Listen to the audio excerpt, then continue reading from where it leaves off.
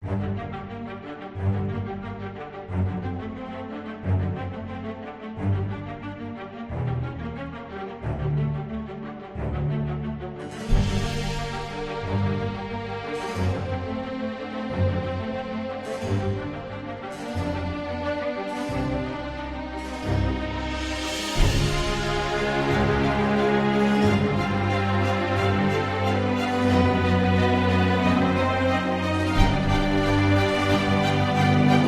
sæl gott fólk og verið velkomin í hlaðvarpið Söguskoðun. Andri Jónsson heiti ég. Ólafur Sarnaldsson heiti ég. Já, við erum mættir hingað aftur í hlaðvarpið Söguskoðun. Þetta mun vera þáttur númer 82. Við vorum hér í síðasta þetta að ræðum Rauða krossinn. Mjög skemmtilegt málefni sem að kom svolítið svona í svolítið svona í framhaldi af umræðum okkur krímstríðið og svona vakningu sem að varð meðal fólks aðbúnað hermanna í stríði miðja og upp úr miðbyggi þar síðustu aldar þeirri 19.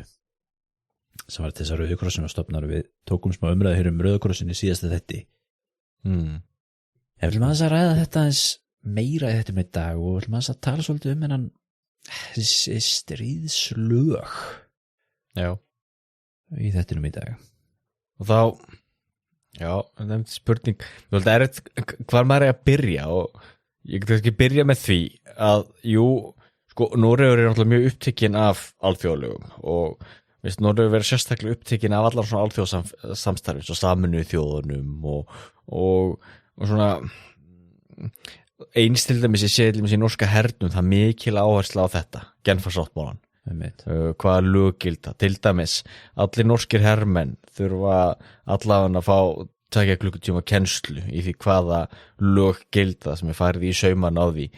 hvernig mega haga sér á vígvöllunum með ekki. Já. Og eins bara svo við sjáum núna allir fréttum umræðum þetta ekki flóttamanna hjálp Sameinuðu þjóðanna sem við verið að tala að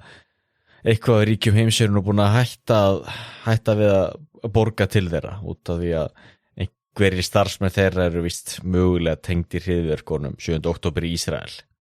Já. Allavega það eru umræður núna, einhverjur ýmis ríki neita að borga núna til þeirra. Stórt vandamál, Noregur þetta er ekki hug að stoppa þá þær greiðslur. Noregur heldur áfram. Og mér finnst svona almenna svona orðræði Noregi verið mikil áhersla á þetta allavega þannig að þess vegna hef ég svolítið verið í þessu því ég er náttúrulega þá að kenna þetta inn á milli. En byrju, hver er mest að kenna þetta? Hermennunum, óbreyttu hermenn þeim sem eru óbreyttir hermenn þeim sem eru gegna herskildunni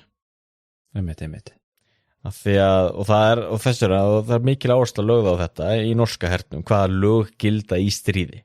og ég held að það sé ekki bara í norska hernum, ég held að sé sérstaklega í öllum vestrænum herjum. Bæði og það er samt nefnilega misjafnt að til dæmis þegar ég var á herpresta ráðstefnu hérna í haust þá til dæmis var ég að tala það hvað er lög mikil áhersla á það að við eigum að bera þeim með Rauða krossinn þegar við erum að heræfingum. Mikið að hinum herprestunum báru aldrei Rauða krossinn þó er eigi að gera það samkvæmt alþjóðalögum og við erum að ræða hvort að menn myndi nota þetta í stríði eða ekki og þá var það áhugavert að hluti af þessum herprestum þeir sögðu að þeir myndu ekkert nota Rauða krossinn í stríði. Nei. Á meðan ég fæ skýr fyrirmælum og þetta á ég að nota og það þegar með þessi orðræða í Noregi og vel merkja auðvitað í herjum svona almennt en samt að vera áhugavert auðvitað að tala við hinn og þessi hermenn sem hafa verið í alþjóðaverkefnum og maður svona heyrir að það er auðvitað mismunandi hvernig þetta allt er. Einmitt. En þá allavega, það er þá tölur áhersla í norska hernum og þetta er náttúrulega ásjámlega líka þá rætur að rekja þetta til þessar svona alþjóðaréttar og maður byrjar til dæmis þá oft með því þá að tala til dæmis almennt hvað er alþjóðaréttur. Einmitt. Og þá til dæmis liggja þar ákveðin svona prinsip eða grundvallarreglur svo til dæmis sjálfstæði þjóða öll ríki sem eru sjálfstæð eru til dæmis sko jöfn á alþjóðavettvangi, að þess vegna til dæmis í Evrópusambandinu að Luxemborg hefur þannig séð jafn mikið að segja og Þýskaland að ýmsu leyti, já. Litla Ísland getur fengið sæti í öryggisráðið Sameinuðu þjóðanna eins og maður börðist fyrir á sínum tíma ég veit. Og einmitt Noregur hefur setið í öryggisráðinu og það einmitt líka þessi rosalega áhersla í Noregi á Sameinuðu þjóðirnar og er mjög ánægð með það og Noregur mikið að svona berjast fyrir því að taka sko, láta mikið fyrir sér fara á alþjóðavettvangi eins og bara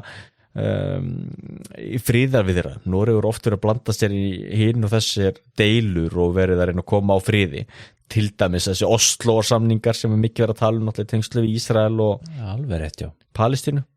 Veitu hvenær var það, 98 eða eitthvað svoleiðis? Já, ekki, 97, 98 97 kannski eitthvað þannig, það Oslo Accords er ekki það sem kallaðast á ensku. Já, einmitt. Já. Veitu hvernig með friðarverðlaun Nobels, er það Svíþjóð eða? Nei, það er bleið Noregur sem gefur friðarverðlaunin. Einmitt. Þannig að þeir eru með stofnun eða útibú í Oslo. Einmitt, já. En allan, þannig að þessi grundvallar prinsip þá í þessum alþjóðarétti er þetta jafnrétti milli ríkja. Já. Og það sem þá er mitt sjálfstæð ríki, eitt af megin verkefnið þeirra er að halda uppi sjálfstæði sínu og einkarétti með orðar sem svo yfir eigin þá landsvæði. Samber það, norskur hermaður náttúrulega má alls ekki fara yfir landamæri til Svíþjóðar í herbúningi af því að þá ertu náttúrulega að brjóta á fullrétti Svíþjóðar og slíkt. En þegar Ísrael er að bomba Damaskus? Já, það er nefnilega náttúrulega verður náttúrulega mjög flókið náttúrulega hvernig þú ert hvernig það er samkvæmt alþjóðarétti því það er náttúrulega ekki stríð en það sem er að því ok, ég verður að spóla þess tilbaka því náttúrulega líka vandamálið í þessu er að hugtaki stríð er hugtak sem menn vilja almennt ekki nota í dag. Nei. Í íslensku, að því Ísland er ekki tengt neinum stríðum, þá notum við ennþá þetta stríðshugtak en í norsku til dæmis þá tala um kríg það er bara þýska orðið norskir stjórnmálamenn nota alls ekki orðið kríg. Þeir reyna að forðast það eins og við geta og það er eins með Bandaríkjumenn forðast hugtakið war. Rússar líka, þeir segja yfirleitt special operation. Nákvæmlega og ástæðan fyrir því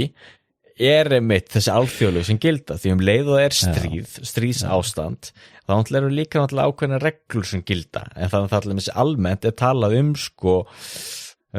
þá vopnuð átök.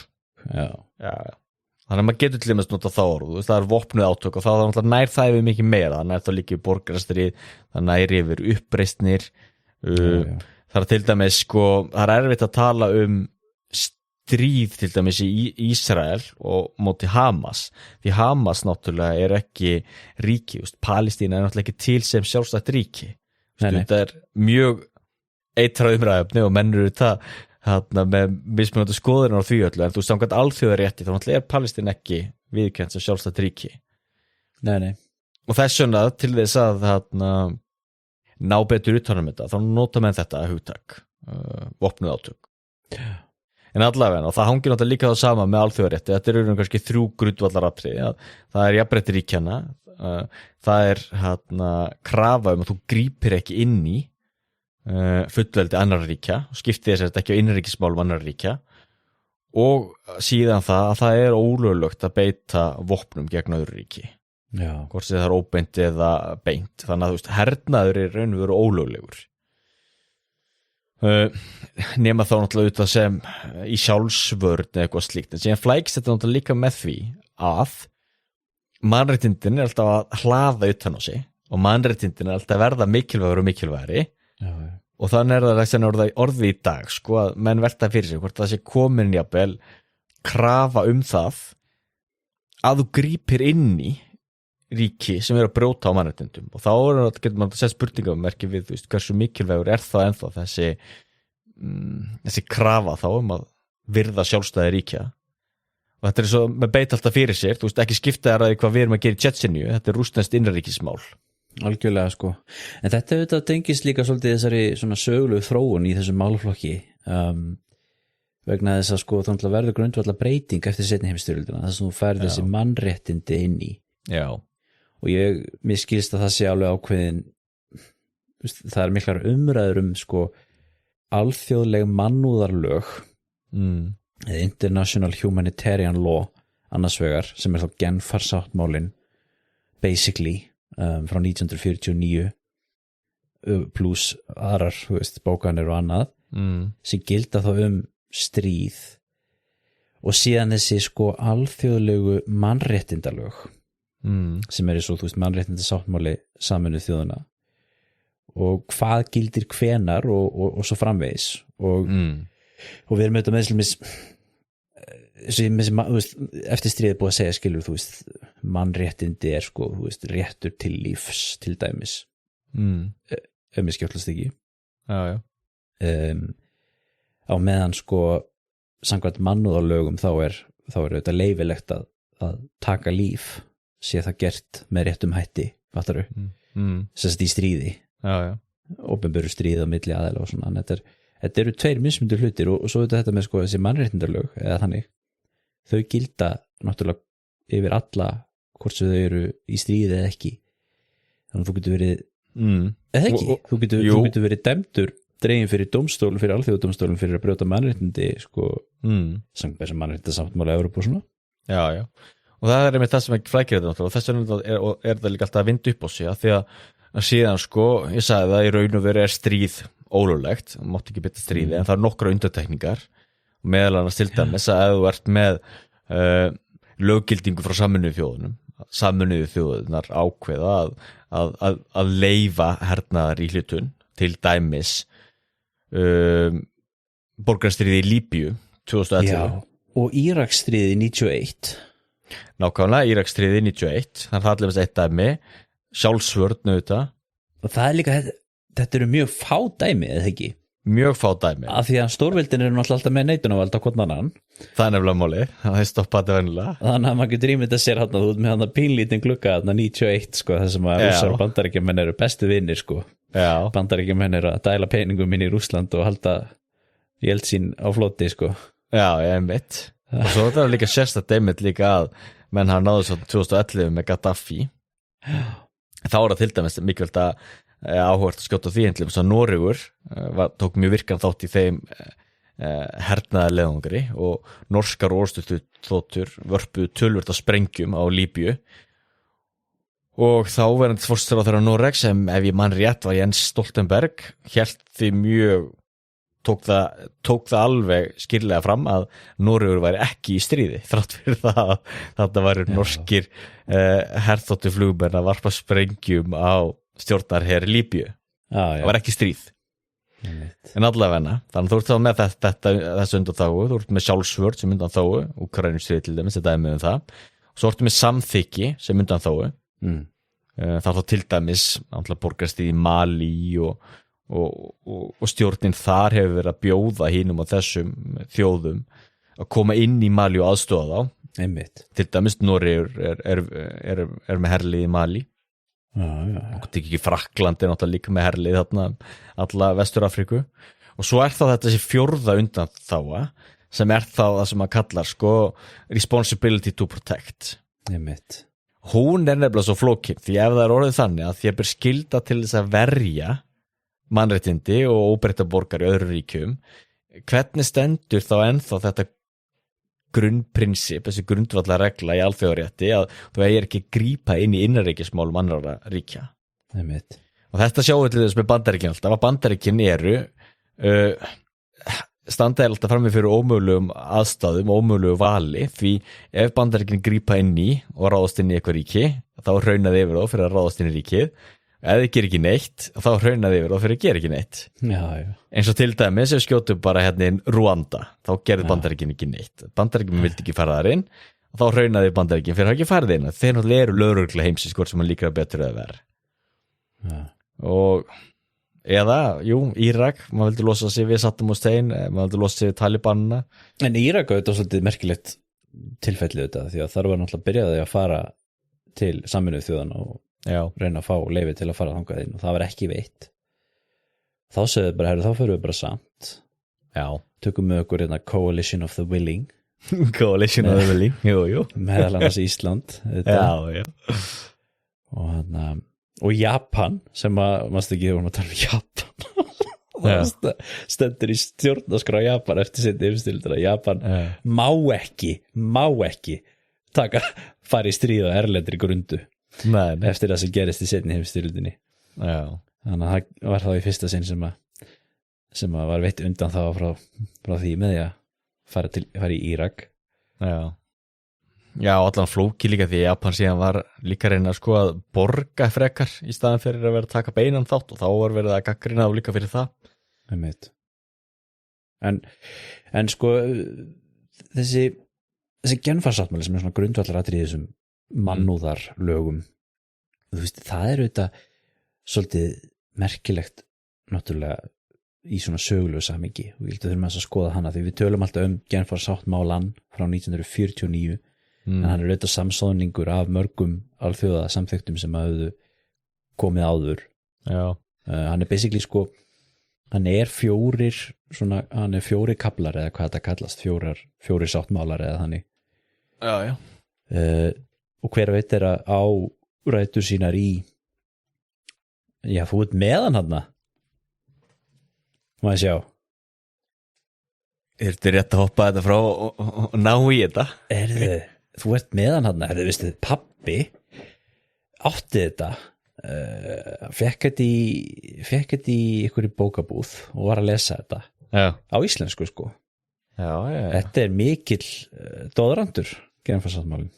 Þetta er það nefnilega, þess að í bókinn sem ég er með hérna frá mig, þetta er öll bókin er 500 orð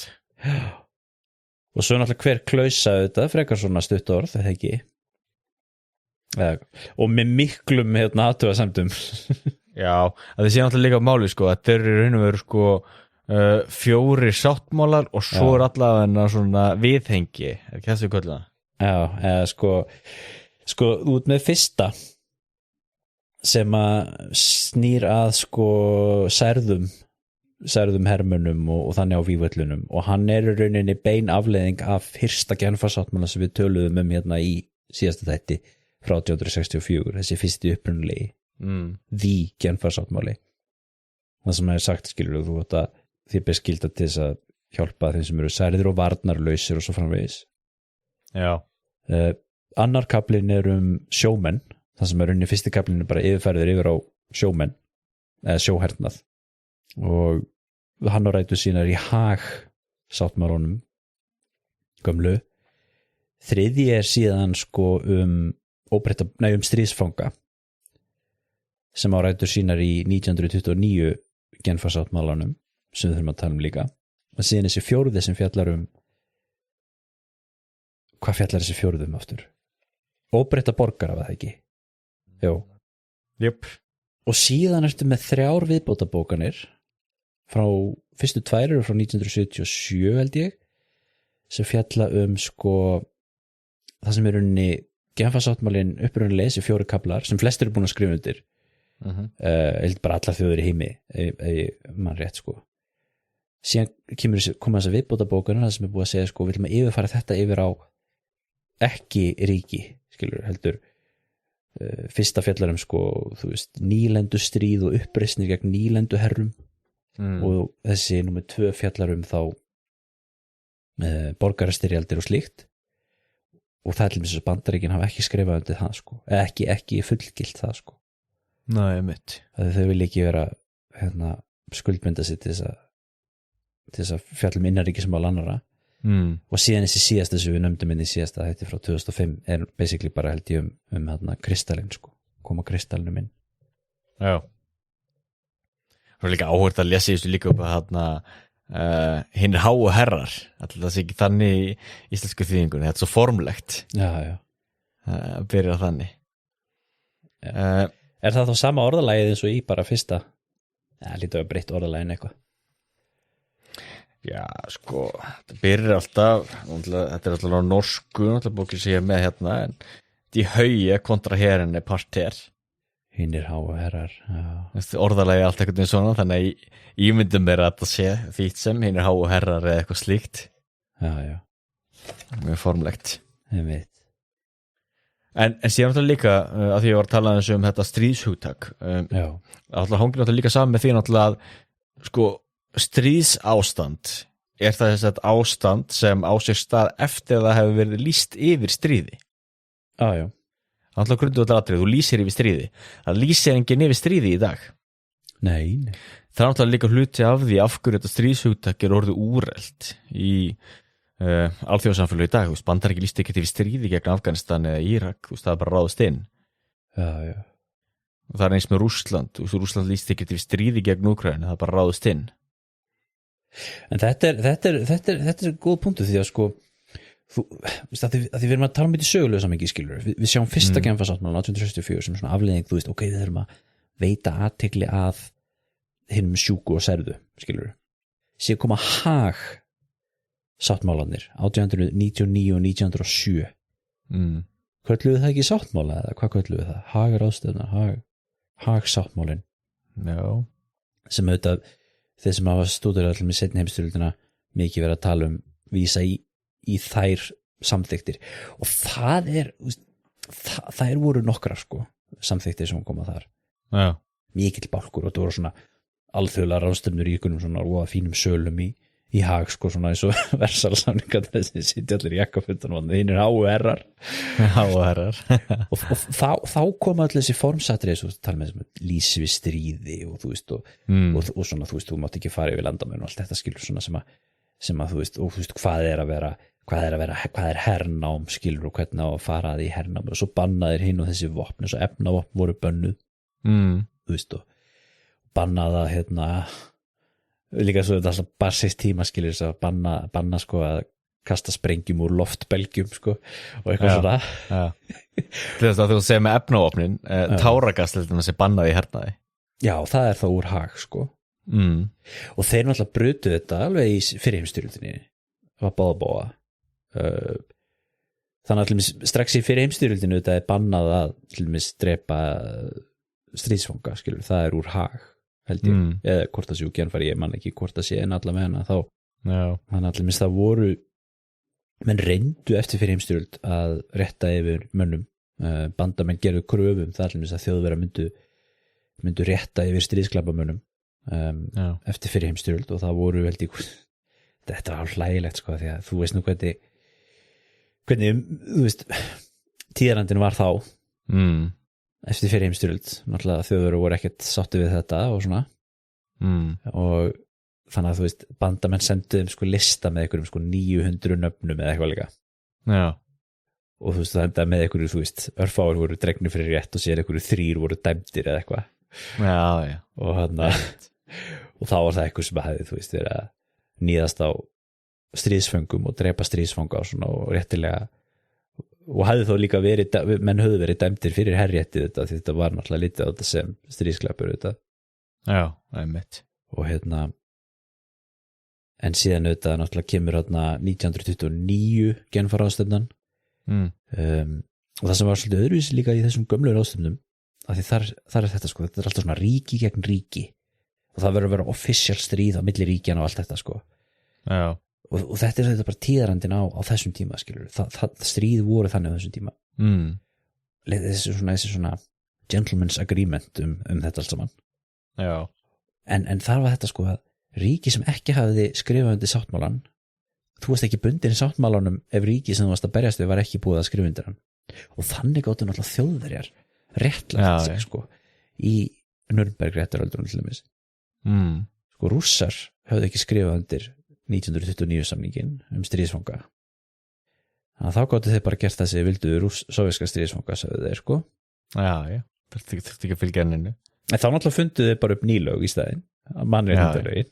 já, gerðu það og séu náttúrulega líka svo að segja með tíðinandinn að lýsa í stríði og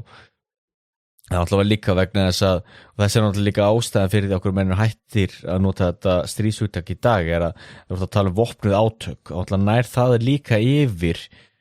ríki og síðan hópa þannig að þess vegna segir auðvitað með stríði núna á Gaza það eru vopnuð átök á milli Ísraels ríkis og síðan Hamas samtakana og og síðan skiptir maður þá vopnuðum átökum í tvennt sem annars verður þá alþjóðleg vopnuð átök og svo ekki alþjóðleg vopnuð átök. Þannig til dæmis alþjóðleg vopnuð átök til dæmis Afganistanstríði þegar að Bandaríkin réðust þar inn 2001 á meðan að síðan Afganistanstríði þegar því var lokið þá, það er búið að steypa á Talibanum og koma á nýrri stjórn, þá getur maður sagt svo að þau átök að þróast yfir í þá getur maður raunverulega sagt að það þróast þá í ekki alþjóðlega átök, þá er raunverulega sko afganska ríkisvaldið á mótið á Talibanunum sem fóru þá frá því að vera ríkisstjórn Afganistans og þá löggild stjórnvöld í Afganistan yfir því að verða hryðjuverkasamtök svo ekki höfðu löggildingu og þá verður maður að setja þetta innan gæsalappa og þar sem að þá Bandaríkin og allir þessi vestrænum ríki var þá boðið af afgönskum ríkisvöldum að styðja afgönsku ríkisstjórnina sem þetta var bara leppstjórn Bandaríkjanna að halda áfram hernaði í Afganistan sem síðan áhugavert að þegar síðan þessi vestrænum ríki dróðu sig út og Talibanin tók yfir aftur þá var alltaf spurning sko á þessu millistiks ástand þarna því að Talibanin voru ekki réttmætt ríkisstjórn Afganistans voru þeir þá kannski réttmætt ríkisstjórn Afganistans allan tíman og þetta til dæmis ég talaði einmitt við sko lögfræðinga þetta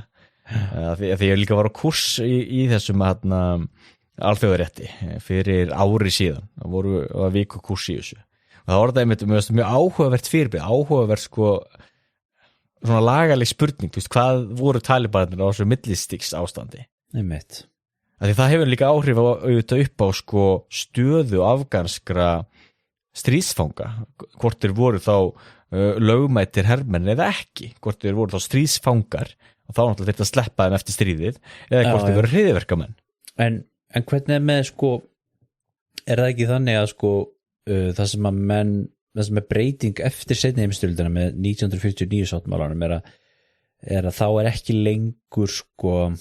hægt að segja þetta sko, já, hann er ekki ríki, þetta er innanríkismáli þessu ríki og þá skiptir þetta ekki máli, þetta er ekki lengur stríð, vegna þess að núna gildir þú sem hefur skrifað undir Genfarsáttmálan, skilur, þér ber skylda til þess að virða Genfarsáttmálan í öllum vopnuðum stríðsátökum, hvort sem það er borgarastyrjöld eða þú veist talibanar eða alþjóðlegt stríð, skilur. Þannig að þú veist, ef að Bandaríkin í Afganistan til mis, sko, þau geta ekkert fara að pynta, skilur, stríðsfanga því það væri jafn mikið brota á Genfarsáttmálanum. Einmitt, já. Þó svo það hefði verið sko fyrir að eftir að talibana ríkisstjórnin gafst upp, sko.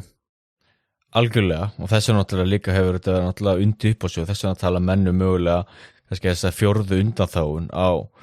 notkun hervalds sem er þá einmitt þetta krafan að verja óbreytta borgara og verja borgara annarra ríkja. Já. Og krafan þá að grípa inn í og svo náttúrulega líka svo segir þetta að það er ákveðin alltaf grundvallar mannréttindi og þess vegna þetta þrátt fyrir það að talibanar ákveðinu tímabili hafa þá ekki verið stríðsfangar, heldur að verið hryðjuverkamenn og þá teknið til fanga þá náttúrulega höfðu Bandaríkin ekki rétt á að pynta þá en þess vegna notuðu þeir þó það sem kölluðu þetta hvað er þetta ekki enhanced interrogation tactics. Já, enhanced sem var einmitt þetta sko að líkja eftir köpnunatilfinningu með því að waterboarda og slíkt þess að þeir svo setja handklæði yfir andlitið og síðan hellur vatni yfir og þá finnst þeir svo setja drukna. Já. Og þá segir þetta sé ekki pyntingar aðferð sko, heldur þetta þá eitthvað svona styrt yfirherslu aðferð þegar maður reynir að þýða það sem svo. Já, það er bara svona hjálpa þeim að játa sko. Já, en náttúrulega þetta er þetta pyntingar en þeir voru svona að reyna að komast fram hjá lagabókstafnum með þessu eða dundrandi rocktónlist og björt ljós og eitthvað þannig. Það vortu náttúrulega komin út í Guantanamo sko. Já, það var náttúrulega Guantanamo og þá náttúrulega einmitt bera þeir fyrir sig að þeir megi loka þessa menn í Guantanamo vegna þess að þeir eru hryðjuverkamenn og þeir eru þá að brjóta alþjóðalög, þeir eru ekki rétt á þau að slást. Af því að stríðsfanga getur ekki farið með svona af því að ef þú stríðsfangi þá hefur rétt á allavega réttindum algjörlega og það sé farið með þau ákveðin hátt þannig til dæmis það eina sem þetta biðja stríðsfanga af upplýsingum er held ég bara nafn og gráða já. Og þú heldur til dæmis laununum þínum Og rankinum. Já, og þess vegna er þess mikilvægt að ég sé skráður hjá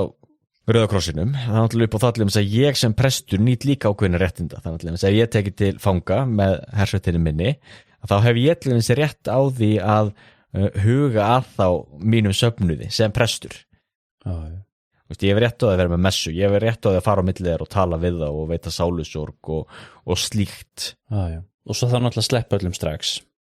Það er ekki eftir að gera eins og menn voru að gera þarna eftir seinni heimsstyrjöldina að halda mönnum í 10 ár. Nei, einmitt. Það er að sleppa þeim leið, sko. En það verður auðvitað líka, sko, ef maður rétt, sko, samkvæmt þessu gömlu samþyktum, þá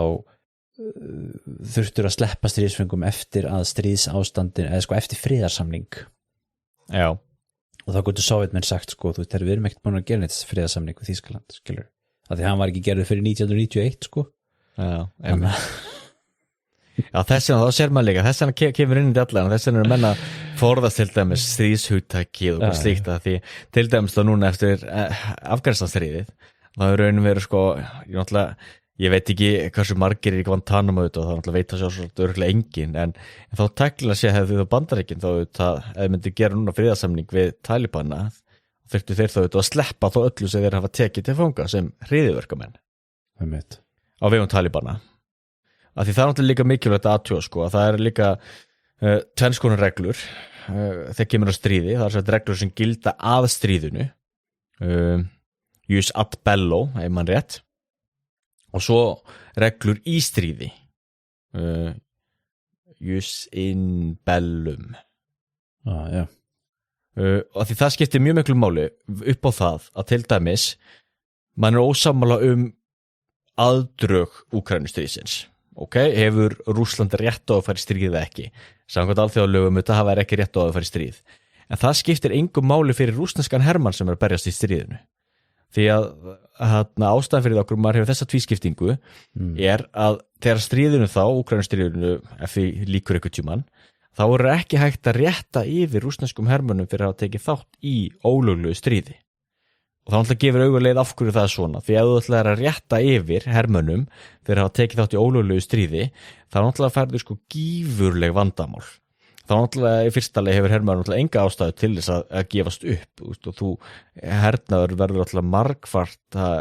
harðvítugri og ljótari eða ætlar að reyna að fara í eitthvað slíkt.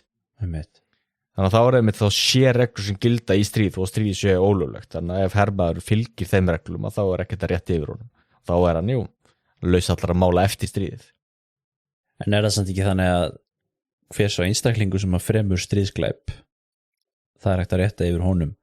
fyrir að hafa framið stríðsglæp eða ekki? Jú. Og þess vegna það líka, og það er nefnilega einmitt eitt af því sem komu út í kjölfar Núrembergar réttarhaldana, að þar var það sett fram alveg á svart og hvítu og alveg kristaltært að þú getur ekki borið fyrir að þú sért að hlýða skipunum eða fylgja einhverjum öðrum, af því þú ber persónulega ábyrgð á því hvað þú gerir á vígvöllum. Og það er eitthvað sem ég segi alltaf við mína hermenn og lögum mikil áherslu á það í norska hernum, að hver einstakur hermaður ber ábyrgð á því hvað hann eða hún gerir á vígvöllum. Einmitt. Algjörlega. Og svo náttúrulega áframhaldandi það, þú veist að þau eru komin þá í stríð eða vopnuð átök, þegar eru vopnuð átök, að það eru síðan ákveðin grundvallar atriði sem gilda þar sem eru þá bindandi fyrir alla sem taka þátt í átökunum. Og þau grundvallar atriði náttúrulega er, þú veist, mannúðar sín eða mannúðar hugsjón, þú voru að huga að mannúðar gildum og slíku, þú voru alltaf að hugsa hvað áhrif hafa gjörðir mínar á óbreytta borgara. Einmitt, og það kemur þessi hlutfallsregla inn í þetta sem er svolítið áhugaverð. Já, svo kemur hlutfallsreglan inn í þetta sem er mikilvæg. Að þú þarft að meta, það verður collateral damage á óbreyttum borgum eða öðrum, að það þarft að meta það í hlutfalli við ávinning aðgerðarinn og svo framvegis. Já, þessum til dæmis eru kjarnorkusprengjur ólöglegar í hernaði. Vegna þess að það virði ekki það. Plús síðan að þú eru alltaf að geta greint á milli óbreyttra borgara og hermanna. Þess vegna líka af hverju kjarnorkusprengjan er ólögleg. og þess að þýðir ekki fyrir Rússa að vera að senda eitthvað svona random flugskeyti inn í Kýf sko, og bara ups, við hittum ekki. Já, það er málið. Það er málið. Það er brot á þeirri reglu og svo náttúrulega verður þetta að vera hernaðarlega nauðsynlegt. En þetta eru 4 grundvallaratriði sem gilda í þá lögum í hernaði. Segð mér eitt, þegar Bandaríkjamenn eru að þvælast með dróna og sprengja fólk, einstaklinga hér og þar, Pakistan og svona, eða bara svo til dæmis þegar þeir fóru og gómuðu til dæmis Osama bin Laden og svona. Já. Var það hernaðar aðgerð eða er það bara alþjóðleg handtöku aðgerð eða hvernig er það? Það er nefnilega mjög góð spurning undir hvað það fellur, því þetta er náttúrulega sýnir náttúrulega hvað þetta getur orðið flókið, því það eru þetta hernaðar aðgerð, þetta voru sérsveitar hermenn sem stóðu á bakvið þetta og herinn sem sá þetta. En þá sér maður náttúrulega hvernig herinn er þá notaður í því sem maður getur mögulega kallað sko, ákveðin lögreglu aðgerð. Þetta er samt auðvitað hernaðar aðgerð því að þú veist, minna lögreglan má ekkert drepa eitthvað borgaraskilur án dóms og laga sko.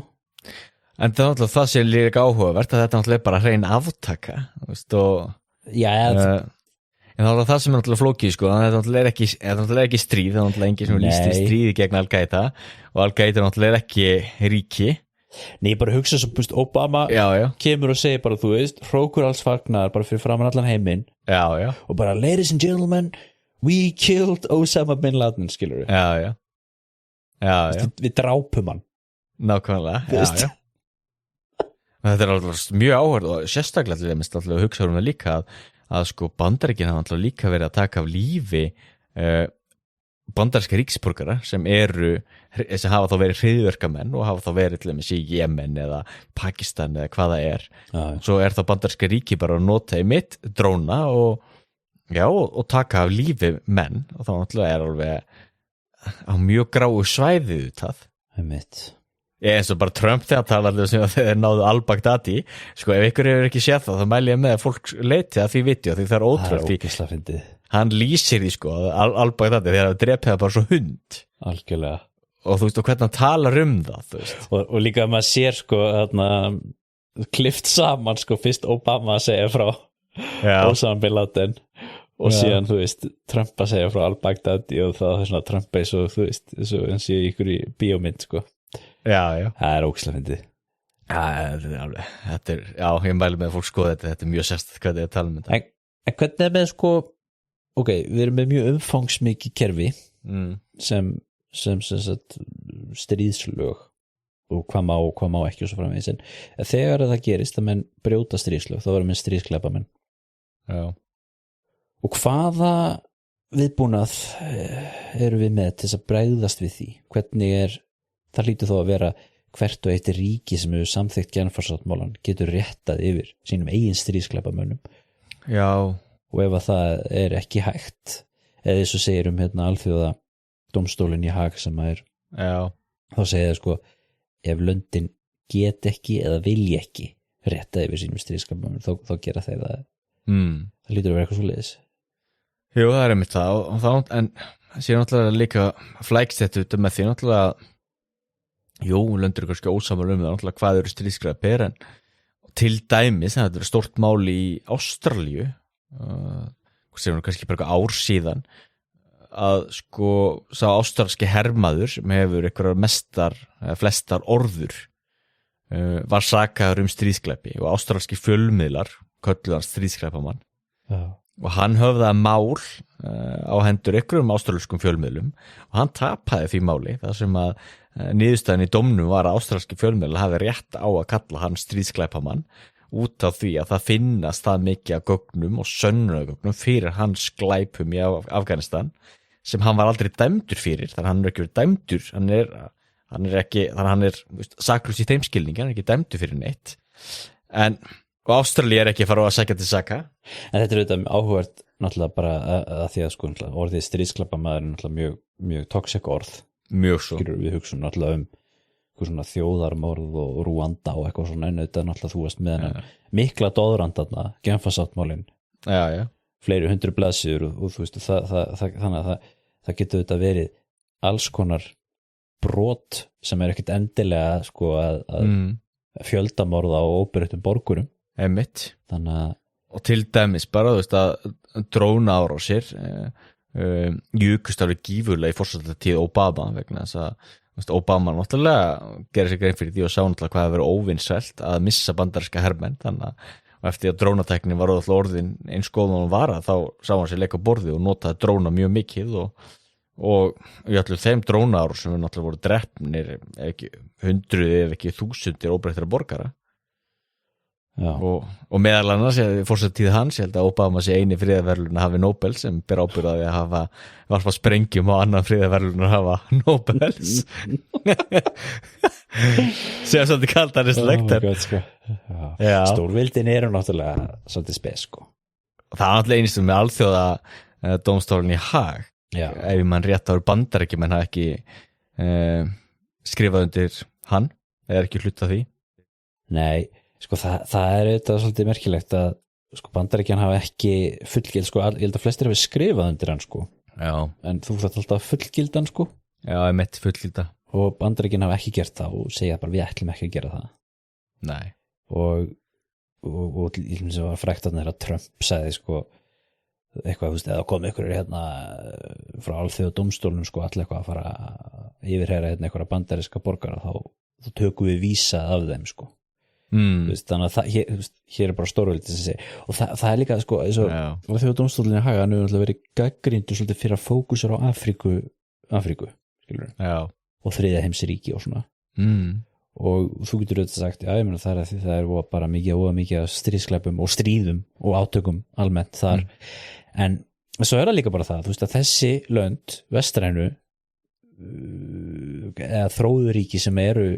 svona the usual suspects þegar kemur að einhverju svona óhreinu í pókahotninu Bandaríkin, Ísrael, Rússland þau eru ekkert með í þessu skilur við og Rússa segir náttúrulega þau eru búin að skrifa undir þetta líka og svo náttúrulega þegar þetta Úkraínuvesen byrjaði 2014 þá er Rússa bara tilkynna það pent að við ætlum okkur ekki að halda áfram með þetta af því að þeir nenni ekkert að standa í því að láta saksækja sig og eins Ísrael náttúrulega segir að þeir allir sér ekki að fullgilda samningina því að út af landnema byggðum og svona sem þeir eru ósammála því þeir vita náttúrulega þeir vera ákærði fyrir það sko vita hvernig það fer og svo er það náttúrulega þetta merkilegt með það að nú er búið að kæra Pútín til alþjóðadómstólsins og hann er eftirlýstur maður hann ef að Pútín kemur til Íslands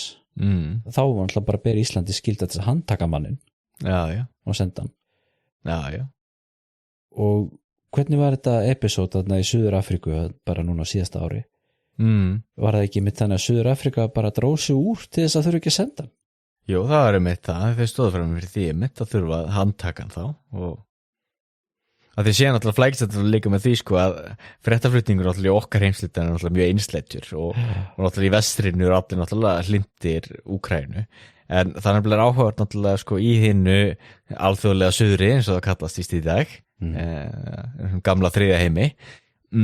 þá er ekki stuðningurum við Úkraínu jafn sterkur og mikið af þessum ríkjum eru meira svona kannski svona hliðarlínunni eða finnst þetta hreinlega bara vera svona vestræn hræstni að styðja svona Úkraínu gegn Rússlandi og það er allir að sluta því okkur sko Suður Afríka hafði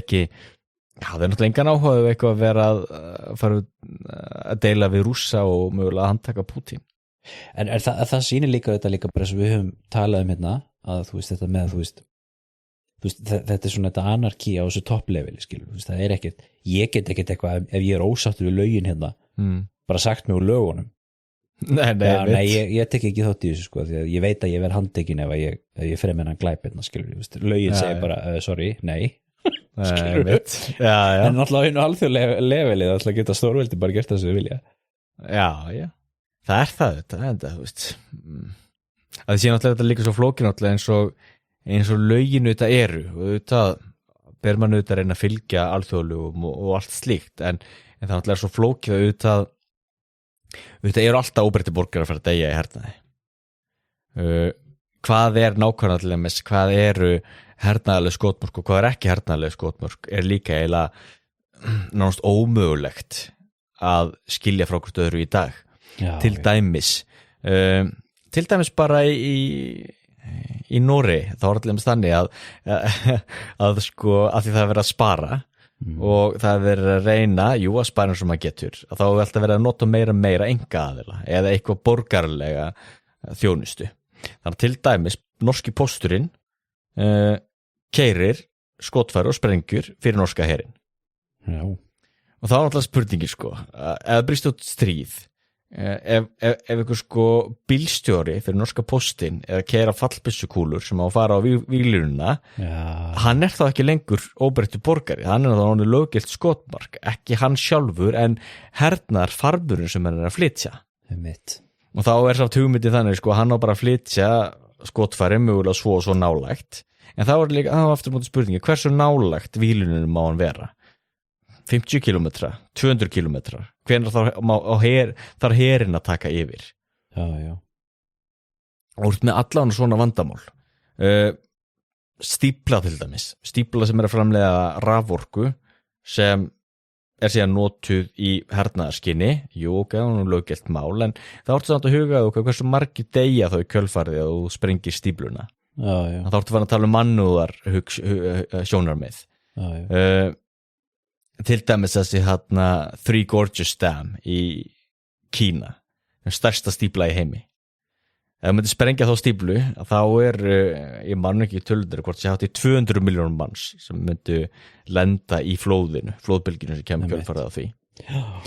það gefur augulega ef þú tækir út þá stíplu Tævan til dæmis, Tævan myndi taka út þá stíplu og þá var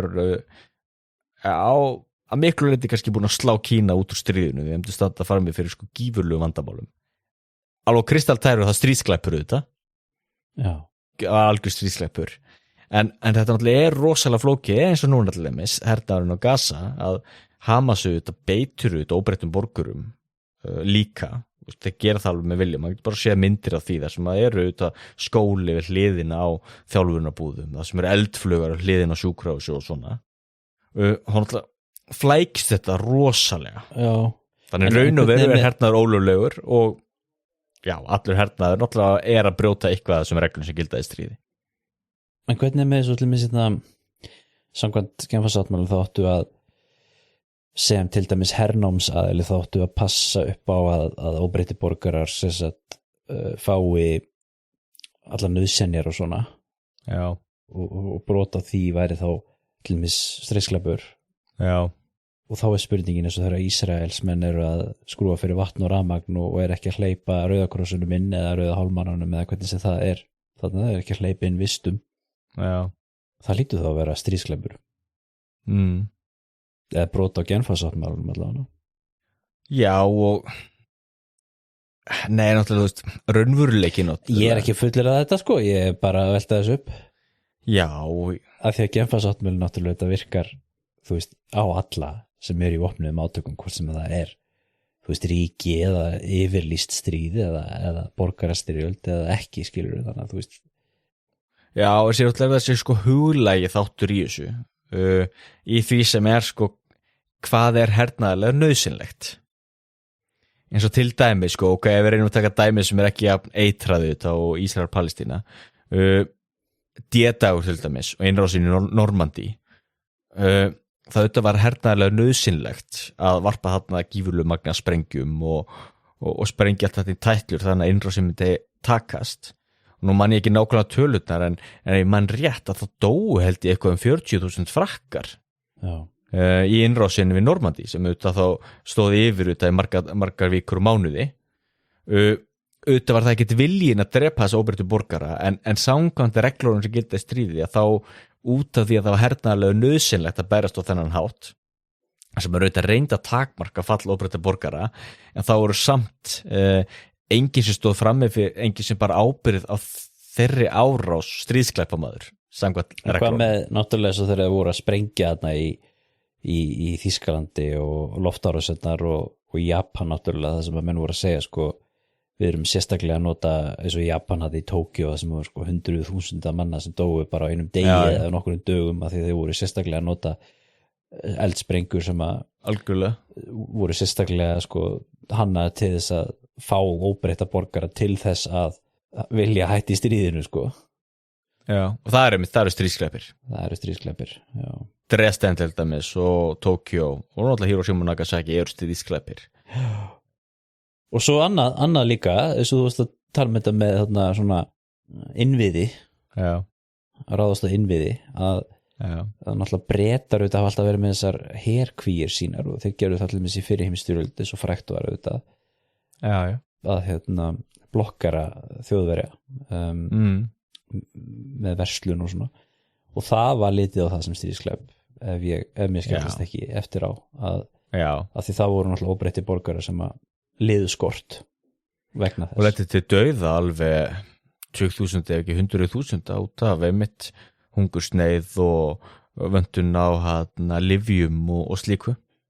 Einmitt. Og það er alltaf stríðskleppi vegna þess að þú ert ekki að gera greinarmun á óbreyttum borgurum og herburum. Og það er þá þeir sem tapa í stríðinu sem að lenda fyrir dómstólunum náttúrulega en ekki hinnir. Það er nefnilega það er sigur vegar að réttlætið. Það er nefnilega það sko. Jú. En herðu, við erum aðeins að ræða meitt sko. Þetta er náttúrulega hlaðvarp sakfræðileg málefni og nú erum við náttúrulega að tala sko þennan nútímalega þennan nútímalega stríðsrétt eða stríðslög en þau þetta eiga sér rætur þau náttúrulega urðu ekkert til úr engu þú hefur nú nefnt áður til mis rætur þessa á miðöldum og kannski getur við að ræða það eins og hvernig þetta svona var í gamla daga af því að sko menn hafa allir mist talað uppruna svona stríðslaga þetta alveg aftur 1000 ára aftur í tíman og svona eins og allir mist bara í biblíunni sko er sagt sko þú veist þú átt að gera svona og þú mátt ekki gera svona en þetta voru náttúrulega aðri hlutir sem var mælt með sem kannski myndi teljast til stríðslega í dag kannski en það mitt alveg áhvertlega svo skjótaði inn eins og með með frá stríðsföngum náttúrulega þau töluðu Napoleon í Egyptalandi að Napoleon tók stríðsfanga þar eftir umsátur við Jaffa og ef mann rétt hvort það voru ekki 4.000 stríðsfangar og Napoleon hafði hvorki nóg af mat nýja vatni fyrir eigin hermenn þannig að þegar spurningin kom hvað að gera við stríðsfangana þá var niðurstöðan svo að þeir voru allir drepnir og þetta gerðist sko 1799 meira að segja á þeim tíma þótti þetta mjög villimannslegt og þetta var náttúrulega engin genfarsáttmáli þá en það var samt það óskrifaði reglur Einmitt. Og það er náttúrulega eins á miðöldum og það er náttúrulega með óskrifaði reglur alveg rétt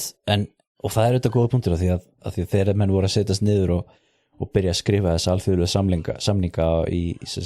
nútímanum eins og Haag ráðstefnan 1899 þá er þessi fræga hvað heitir hún, Martensklausa sem er frá Haag og kennt við hennan Martens sem var fulltrúi Rússa þarna lögfræðingur og þá settur þetta inn þetta með sko hér hafa verið nefnd ýmis atriði sem eru bönnuð og til þess að menn væri þá ekki að segja sko þú veist, ok, þetta er ekki sérstaklega nefnt þá má ég það að þá gilda líka svona þessar hefðir og það sem er talið vera rétt hjá siðmenntuðum þjóðum eða eitthvað svona eins og orðað á þeim tíma og þetta er auðvitað eitthvað svona túlkunaratriði skilur en það er einmitt þá vísun í það skilur að þú veist með þessa laga bókstaf skilur þú veist það má ekki pynta, það má ekki drepa og breyta borgar og svo framvegis en það voru líka skilur þá hefðir og eitthvað sem menn töldu vera rétt og ránt fyrir það þetta Já, einmitt en það þetta skal nefna það náttúrulega að sko fyrir genfarsáttmálan og fyrir Haag ráðstefnunar þá ertu líka með smá fyrirrennara svona stríðslaga í Ameríku á 19. öld ykkur stríða milli Kólumbíu og Spánar 1820 þá gerðu þeir samning sko hvernig þeir ertu að sína mannúð sko. Já. Mexiko og Bandaríkin gerðu þetta líka í stríði sko. Bara sést þetta á milli þeirra þá sko. Já. Og síðan náttúrulega þessi Líberkód sem er svona ákveðin fyrir hennari þessara nútíma samþykta sem er frá borgarstyrjöldinni í Bandaríkjunum. Já. Ég svona þekki það ekki í smáaturinn hvernig það var sko, en það er þessi talað þú veist, meðferð á föngum og meðferð á sjúkum og annað sem er þá fyrir genfarsáttmálan sko. Já, að þetta er náttúrulega sko hangir náttúrulega líka saman og náttúrulega fórnarættunum svo að tala því sko í heiminum í dag þú tala það sko að þú ert með ákveðin skala og á öðrum enda skalans ertu með hernaðarstefnuna svona sem til dæmis við sjáum í fasisma og nasisma það sem að er haldið á lofti sko jákvæðri ímynd af hernaði og á hinum endanum þá ertu náttúrulega með fríðarstefnur það sem er þú veist afneitun á öllum hernaði. Já. Þannig að þetta er svona þessi tveir öfgar og náttúrulega mitt á milli þar er þessi réttlátt stríð hefðin. Einmitt. Og til dæmis já, alla vestrænar þjóðir hallast jú að því að sé til eitthvað sem er kallast réttlátt stríð. Þá þú rætur sinni reykja bæði að hluta til Rómverja og þetta með Cícerós og svo alltaf fyrst og fremst guðfræðinga kirkjunar og þá er fyrst og fremst Ágústínus kirkjufæðir og síðan Tómas Aquinas. Við komum aðeins að þessu við vorum að tala um krossferðina Marí. Já, við tölum að þetta þar þegar eins og ég nefndi þetta líka áðan það er jus ab bellum þetta reglur að stríði eða hvað reglur gilda að stríðinu áður stríði byrjar og það er náttúrulega skilgreining hvort að stríði sé réttlátt eða ekki og það eru ákveðin svona grundvallarreglur eins og til dæmis að það verður vera réttlátt ástæða fyrir stríði verður að vera sko síðasta leið sem við getum notað við getum búin að prúfa allt annað það verður vera það getur ekki hver sem er lýst yfir stríði eða að byrja stríð þú verður að hafa löggildingu til dæmis að það er ríkisstjórnin sem getur lýst yfir stríði eða eitthvað slíkt svo verður að vera sko réttur vilji eða góður vilji á bakviða svo verður að vera stór möguleiki á því að hægt sé að vinna stríðið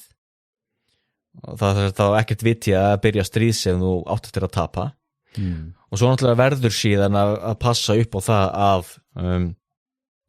þú haldir ákveðinu jafnvægi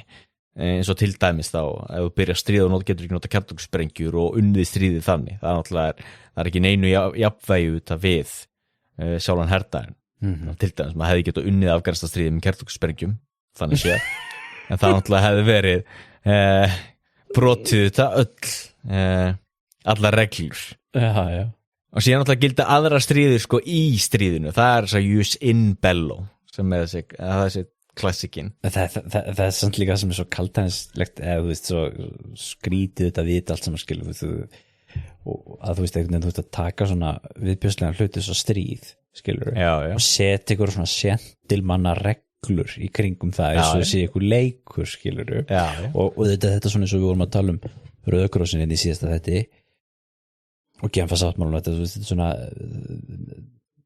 þó svo sko allt þetta sé gott og göfugt skilur þá þetta eru til gagnrýnis raddir á þetta eins og allt annað og það sem þetta hefur verið svona það sem er ákveðin gagnrýnis rödd hér er að þú ert að réttlæta stríð þú ert að segja það skilur það er í lagi að fara í stríð ef að það er þú veist, þú ert ekki banna stríð genfarsáttmálun bannar ekki stríð nei en þá sem þetta svara þeir og segja skilur þú veist, við munum aldrei geta komið í veg fyrir stríð skilur nei og kannski tengt þessu þetta þegar við vorum að tala um þetta Rauða krossin í síðasta þetta og hlutverk hans í seinni heimsstyrjöldinni og það gildi þá kannski rauninni eins yfir allt þetta sem við vorum að tala um þessi stríðslög og svona skilur og þú veist að þú getur alveg gagnrýnt þetta fyrir að segja þetta réttlæti stríð og þetta þú veist hvað sem þetta normaliseri stríð en á sama tíma þú veist þá er þetta þú veist þetta er það eina sem er þá minnst þú veist að gera það eitthvað betra heldur en ella sko já algjörlega en það er líka það sem er svo erfitt náttúrulega líka með hlutleysið veist jú Rauði krossin við þetta ég seti heimsstyrjöld og En það líka áhort með eins og aðrar eins og stofnarir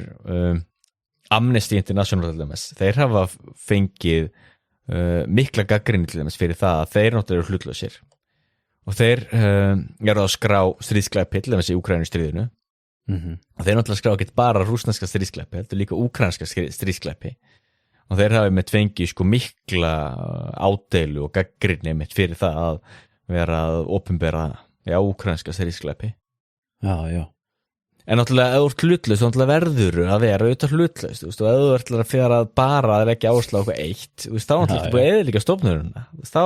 missir löggildingur leið, þá enginn fyrir að hlusta á Amnesty eða Rauðakrossin eða hvað það er. Já. Og þessi er náttúrulega svo hættöldu þetta núna með stríðin náttúrulega í Gaza, þessi stofnun þá Sameinuðu þjóðuna sem er bendluð þá við hryðjuverkaárásin svona 7. október. Ef það reynist rétt að ykkur starfsmenn, ég man ekki hvað það stendur fyrir, er ekki UN-12FR eitthvað, er þetta ekki United Nations eitthvað flottamann og stríð og eitthvað svona, ykkur undirdeild þarna. Þess vegna það er svo háalvarlegt mál eða reynist rétt að ykkur starfsmenn þessarar stofnunar hafi, ekki verið hlutlausir og sérstaklega þó tekið þátt mögulega hryðjuverkaárás. En byrju, er það samt ekki það er dæmi sko að fólk hafi verið undir fölsku flaggi líka? Jú. Sem er náttúrulega bara, þú veist. Já. Það hefur verið hryðjuverkamenn sem hafa verið dulbúnir sem Rauðakross eða Rauðahálfmána starfsmenn. Já. Og það er náttúrulega líka mjög alvarlegt og það er stríðsklæpur. Það er stríðsklæpur að klæða sig í herbúning andstæðingsins eða að ekki að nota herbúning en vera hermaður, þykist róbreyttur borgari eitthvað slíkt og náttúrulega stríðsklæpur að nota auðvitað Rauðakrossin í hernaðarlegum tilgangi. Það er náttúrulega glæpur í sjálfu sér samkvæmt íslenskum lögum náttúrulega að nota Rauðakrossmerkið. Já. En það er auðvitað svolítið þannig þetta með líka þess að við talum að þessu þýski Rauðakrossin og náttúrulega þessi samtök eiga náttúrulega að vera hlutlaus eins og við talum. En það auðvitað er alltaf svolítið erfitt sko þegar ríkisstjórnir eru alls konar. Já. Og pólitík alls staðar og náttúrulega í verstu dæmunum auðvitað erstu með náttúrulega það sem að svona samtökur geta verið undir hælnum á ríkisstjórnum eins og var tilfelli í Þýskalandi það sem að einhverju tilfellum til dæmis höfnuðu þeir sko þýski Rauðakrossin hafnaði aðstoð frá Genf sko. Já. Þú veist það sem að var búið upp á að senda mannúðar aðstoð til fólks í fangabúðum og þeir bara nei takk, það þarf ekkert og svona skilurðu það er auðvitað slæmt. Já. Og það var talað það þessi sögur Rauðakrossins á 19. öld sko að þetta voru stofnuð þessi landsfélög út um allt og upprunalega hugmyndin var náttúrulega að þetta er kannski svolítið svona miðstýrt svolítið frá Genf. Já. En það auðvitað gekk ekkert sko því að þetta urðu náttúrulega strax náttúrulega alltaf fyrst og fremst landsfélögin í því landi sko. Já. Og náttúrulega svo í fyrir heimsstyrjöldinni eða í fransk-prússneska stríðinu og svona þessum stríðum þarna fljótlega eftir að Rauðakrossin er stofnaður auðvitað þá sjáum við það allir missa svo þýski Rauðakrossin er svona átti að vera bara undir þýska hernum til dæmis. Já. Þó svo það sé ekki endilega vera líkið sama við hvernig þetta var undir nasismann og svo sem en svona dæmi og það hefur verið talað það allir missa að Rauðakrossfélögin sko urðu meira háð ríkjónum en á sama tíma minna en meira óháð Genf. Já. Þjóðurinn Sigurðan maður, hún er alltaf sterk. Já. En ég held samt að svona heilt yfir auðvitað þá hefur Rauðakrossin mér vilt alltaf tekist mjög vel til með þessu hlutleysi sko. Já, algjörlega. Og ég held að það sýnir sig náttúrulega best í því náttúrulega hvað samtökin eru gífurlega stór í dag og tegja sig náttúrulega allan heim og njóta almennt mikilvæg virðingar auðvitað. Einmitt. Og þá náttúrulega vegna þess að þrátt fyrir að það hafi hvað að segja miðstýringin hafi ekki verið jafn sterk og maður kannski sá fyrir sér og auðvitað samtökin lituð af þjóðuríkjónum. Það er náttúrulega vegna þess að þjóðuríkin náttúrulega eru bara svo sterk. En þá getur maður samt held ég litið á alveg sem svo að það séu aðdáunarvert hvað mönnum hefur samt tekist að halda á lofti hlutleysi og náða að vinna gott starf í hinum af þessum vopnuðu átökum. Einmitt, nákvæmlega. En hvernig heldur að sé með svona við þurfum að fara koma okkur í síðara enda þáttarins.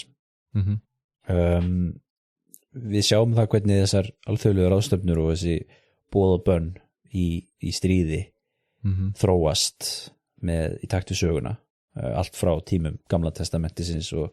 forn Grikkir voru með ákveðin lög og reglur það sem þeir sögðu, þú veist að þegar við erum í stríði aðrar grískar þjóðir þá gilda þessar reglur og annað, þegar við erum í stríði barbaran þá gildir hitt og svo framvegis og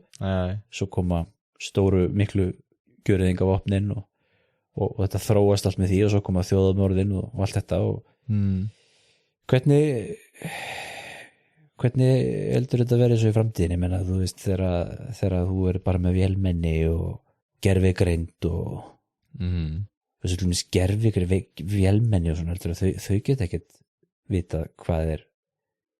er óbreyttu borgari og hvað ekki, eða kannski getur að bara gert þetta ennþá betur en menn. Alveg svo tala þú veist, sjálfkeyrandi bílar eru líklegri til þess að forðast slys heldur en ökumaður, ég veit það ekki. Já, það er bara það. Það er áhverðarlega hreyfing í dag sem er að vekja, svona hrindast að einhverju umræðu þetta og hversu hættulegt það getur verið að vera með gervigreind í hernaði og þú getur verið til dæmis með pínulítinn dróna sem er kannski hlaðin bara með einni kúlu og getur sleppt honum út og hann flýgur og getur flogið ennið á okkur og skotið kúlun og það getur drepið einstaklingin. Ég sá þetta var einmitt að stuttmynd á YouTube. Nú man ég ekki hvað hann heitir sem gekk út á þetta, hryðjuverkasamtök sem gátu nota dróna á þennan hátt. Og það var einmitt til þess að vekja auka umræðuna þetta. Einmitt. Og það náttúrulega vitum við að hernaðurinn er að fara í þessa áttina eins og bara með öllum drónunum í dag en þeir náttúrulega ennþá flogið en sér náttúrulega líka það sem flettist inn í þetta náttúrulega að það hafi verið að svona birtast aðeins í fréttum að það náttúrulega líka verið að vinna að náttúrulega gena breytum og verið að gena bæta einstaklinga til þess að reyna að búa til betri hermenn. Og til dæmis, það er bara, ég held sé árið að 2 ár síðan ég las að það var frönskum lögum að breytta mig til þess að opna meira en fyrir þetta og Kínverjar náttúrulega eru framarlega í þessum rannsóknum. Algjörlega, og þá ertu aftur með þetta, ég meina ef Kínverjarnir eru að gera það, verður við þá ekki að gera það líka og annars töpum við bara. Já, það er nefnilega það. Það er nefnilega það. Já. Endar þetta ekki bara með því að við bara eyðum heiminum og svo er bara aftur í sticks and stones eins og Einstein sagði. Það sem er líka ókvæðið heiminum í dag að ef maður reynir að læra aðeins á sögunni þá allavega svona síðastliðin nokkur 100 ár það hefur verið svona mikið hernaðartímabil og óstöðuleiki og svo komið langt fríðartímabil eins og seinni heimsstyrjöldin fyrir og seinni heimsstyrjöld mikill ófriður langt fríðartímabil fyrir það var einhvern veginn langt fríðartímabil á undan kjölfarið á Napóleónsstríðunum. Og það náttúrulega spurning náttúrulega núna náttúrulega, þú veist það enginn séð fyrir sér það var svona miklu óstöðuleiki í heiminum í dag bara fyrir nokkrum árum síðan. Spurning hvort við séum að fara inn í nýtt svona óstöðuleika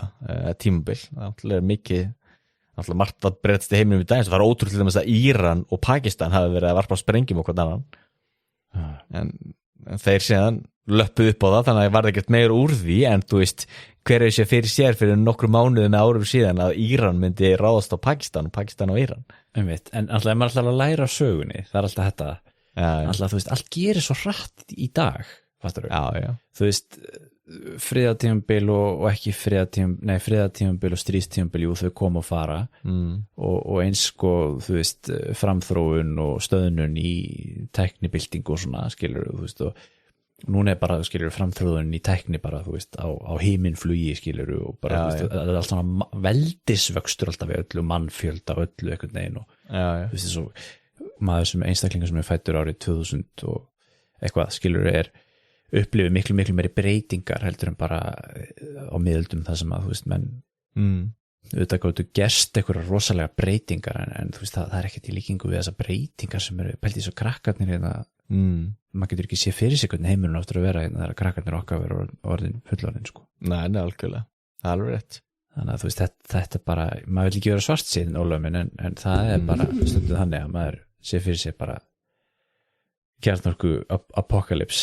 Já, þýski varnarmálaráðherra, hann var nú lekið einmitt einhverjum pappirum frá honum, það sem að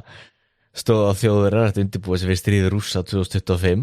Það er bara svo leys. Bretar að tala það að taka upp herskildu. Ekki segja þetta, Ólafur, af því að við höfum sögu, nei, það er satt, það er það eru fordæmi fyrir því að spádómar hérna í hlaðvarpinu hafa ræst. Já. Það var einhver sem benti mér á það daginn að við sögðum, víst, ég sagði frá einhverjum í vinnufélagi mínu sem hafi sagt árið 2021 ja. að það myndi brjótast út stríð í Úkraínu í febrúar 2022 já, og það gerðist. Alveg rétt, já. Þannig að þetta var í rafmariða. Þetta var örugglega, það vorum að tala Slesvíkustríðið eða eitthvað líka. Já. Þannig að við skulum passa okkur að vera ekki með hérna dómstagsspádóma hér. Já, við skulum passa okkur. Erum við ekki bara að fara að vera góður í bili? Já, þetta er komið gott. Þá segjum við þetta gott hér af hlaðvarpinu Söguskoðun í dag og tólk. Við snúum hér aftur í næsta þætti og ræðum eitthvað allt annað. Við minnum hlustundur á vefsíðu þáttarins söguskoðun.com. Þar er hægt að stiðja baki á þættinu með því að splæsa kaffibolla á okkur.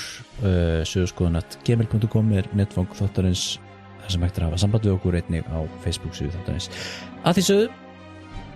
hvað við heiðin í dag, verið sæl.